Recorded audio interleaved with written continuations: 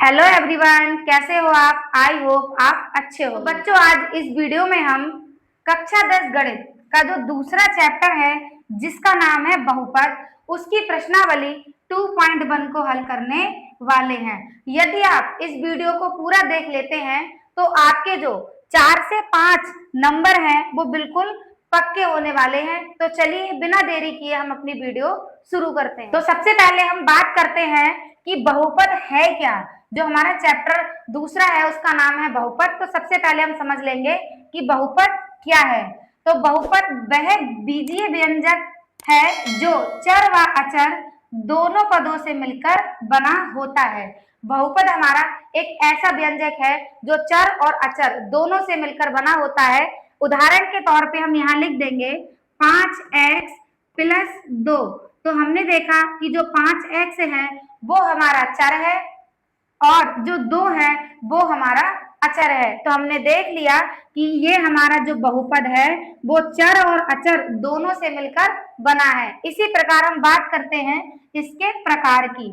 तो इसका जो प्रकार है वो है शून्य घात बहुपद। तो शून्य घात बहुपद वह बहुपद होता है जिसका मान 0 हो। जैसे हमने यहाँ पे ले लिया 6, तो 6 जो है वो हमारा क्या है, एक शून्य घात बहुपद है। या फिर इस तरह से हम कह सकते हैं कि जितने भी अचर पद होते हैं वो शून्य घात बहुपद कहलाते हैं।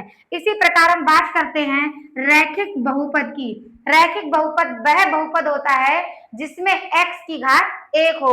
हमने यहाँ पर देखा उदाहरण में कि हमें यहाँ पर है x प्लस 2, तो यहाँ पर जो है वो x की घात कितनी है, 1 है। तो ये हमारा हो गया रैखिक बहुपद। इसी प्रकार हम बात करते हैं द्विघात बहुपद की। तो द्विघात बहुपद वह बहुपद होता है जिसकी घात 2 हो, मतलब x की घात कितनी होनी चाहिए, 2 होनी चाहिए, वो हमारा कहलाता है द्विघात बहुपद। तो हम यहाँ उदाहरण देखते हैं x स्क्वायर प्लस 3x और प्लस का 1। तो हमने यहाँ पर देखा कि जो x की पावर है वो कितनी है, 2 है, इसलिए ये कहलाता है द्विघात बहुपद। इसी प्रकार हम बात करते हैं त्रिघात बहुपद की। तो त्रिघात बहुपद वह बहुपद होता है जिसमें x की घात 3 हो, वही हमारा कहलाता है त्रिघात बहुपद।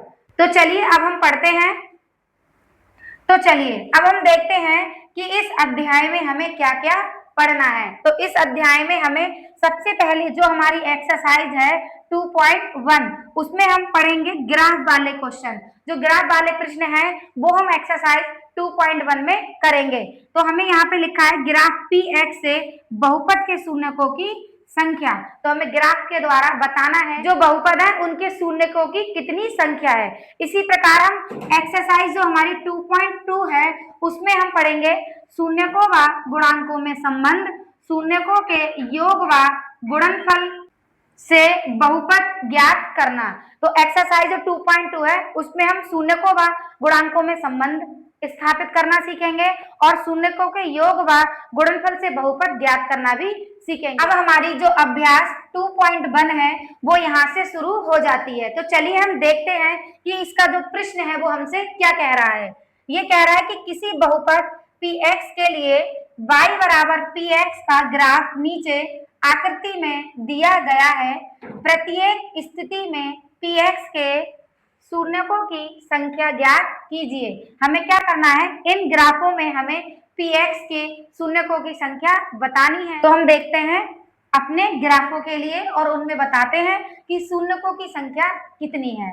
तो हमने यहाँ पर देखा कि ये जो रेखा है ये वाली, ये हमारी x अक्ष है और ये वाली जो रेखा है ये हमारी y अक्ष है। तो हमें ये देखना है कि जो ये रेखा है वो हमारी x अक्ष को काट रही है या फिर नहीं।